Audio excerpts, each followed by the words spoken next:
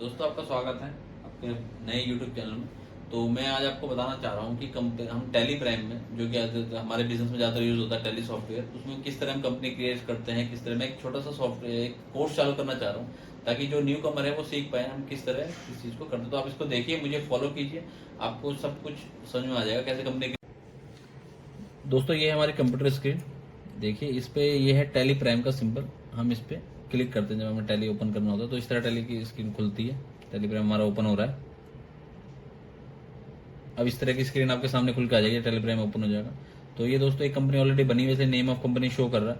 अब हम एक नई कंपनी बनाते हैं। तो यहाँ पे देखिए साइड में कंपनी का एक ऑप्शन है F3 कंपनी, हमने इस पे क्लिक किया। क्लिक करते ही यहाँ पे दोस्तों हमारे सामने चार ऑप्शन आ गए। ये कंपनी खुली हुई से दिखा रहा है, चार ऑप्शन आ गए: create company, alter company, select company और शट कंपनी। अब हमने जब नई कंपनी बनानी होती है दोस्तों, तो हम क्रिएट कंपनी पे क्लिक करते हैं।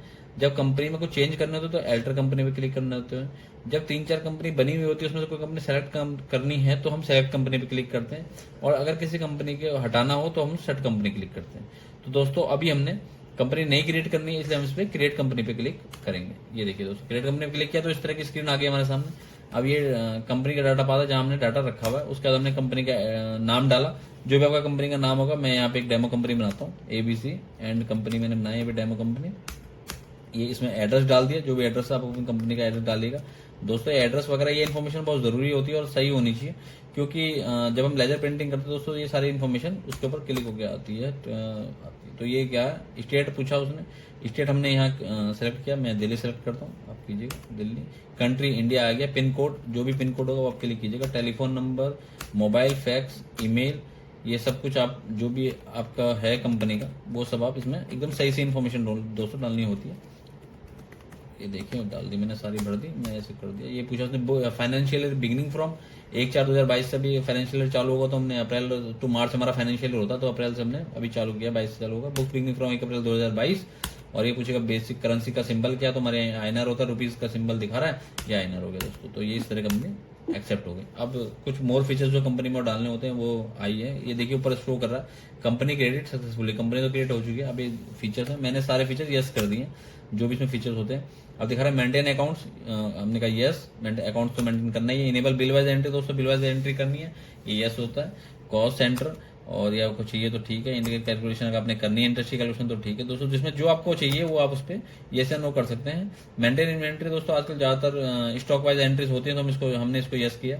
और enable accounts with inventory, yes. तो ये सब कुछ चल रहा है, आपको इसमें जो भी चाहिए वो कर सकते हैं। Use discount column in invoice, आपको अगर चाहिए तो यस, अदरवाइज आप नो रहने दीजिए। ये सब ये enable goods and services GST, तो यस करना होता है, GST आजकल है। फिर इस तरह की स्क्रीन GST डिटेल आपसे पूछ रहा है कि स्टेट कौन सा है, आपका रजिस्ट्रेशन टाइप कौन सा है, रेगुलर है, कंपोजिशन है, SSC अदर टेरिटरी से है नहीं है, हमने नो कर दिया। GST एप्लीकेबल कब से, हमने 1 अप्रैल 2022 से कर दिया। GST नंबर आपसे पूछेगा, जो भी आपकी कंपनी का GST नंबर वो डालिए। अब इसमें पूछ रहा है पीरियड, आपका पीरियड क्या है GST का, मंथली है कि क्वार्टरली है। अगर आप क्वार्टरली GST फाइल करते हैं तो क्वार्टरली डालिए, आपकी रिटर्न क्वार्टरली आती है, और मंथली आती है तो मंथली क्लिक कीजिए दोस्तों। ये set alter GST rate detail आ रही है, हमने इस पर यस किया। और हमने टैक्सेबल कर दिया। इंडिकेट टैक्स हम 12% लेके चलते हैं, सेल्स वगैरह ये सब चीज़ें हो गई हैं। इनेबल टैक्स लायबिलिटी अगर हमने करनी है, नो। जो भी है आपका रिवर्स चार्ज वगैरह होता है, enable tax liability on reverse charge, ये आपने यस करना है, जो भी करना है। इनेबल GST क्लासिफिकेशन, यस कर दीजिए। LUT बॉन्ड वगैरह होता है तो ठीक है। EV बिल एप्लीकेबल है दोस्तों, यस कर देते हैं हम। EV बिल एप्लीकेबल फ्रॉम 1 अप्रैल 2022। जो लिमिट है इनवॉइसिंग की, इनवॉइस वैल्यू ये ले लेगा। Invoice limit include, threshold limit 50 है दोस्तों। अगर हम इनवॉइसिंग, हमारा जो एक इनवॉइस है, अगर वो एक स्टेट से दूसरे स्टेट में हमारा माल जा रहा है तो 50,000 अगर हमारा इनवॉइस कटा है तो हमें EV बिल उसमें देना पड़ता है। और अगर हम स्टेट के अंदर करते हैं, मतलब हमारा स्टेट सेम है और अगर उसमें हम इन्वेस्ट करते हैं तो उसकी लिमिट 1 लाख रुपए है। 1 लाख से अगर बिल कम का है तो उसमें इन्वेस्टिंग की जरूरत नहीं होती EV बिल की। तो इसमें हमने ये कर दिया, क्लिक कर दिया। अब ये print EV bill with invoice आ रहा है। अगर हम इसको यस करते हैं यस, नहीं तो नो। ई इन्वेस्टिंग एप्लीकेबल, दोस्तों ये लिमिट के ऊपर डिपेंड करता है, आपके लिमिट है इन्वेस्टिंग की तो यस कर दीजिए, अदरवाइज नो कर दीजिए। अब इसमें हमने इसको एक्सेप्ट कर लिया।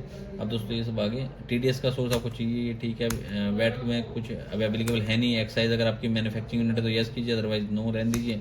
सर्विस टैक्स, ये सब चीज़ें। पेरोल है, अगर दोस्तों मेंटेन पेरोल होता है, सैलरी पेरोल के बेस पे जाती है तो उसको यस कीजिए, अदरवाइज नो कीजिए। मेल एड्रेस है, करना है तो यस कीजिए, नहीं तो नो। ये हमने एक्सेप्ट कर लिया। तो दोस्तों इस तरह देखिए, ये हमारी ये कंपनी बन चुकी है ABC एंड कंपनी। ये एक तरह हमारे कंपनी जो क्रिएशन है उसका पूरा प्रोसीजर हमारा कंप्लीट हो गया।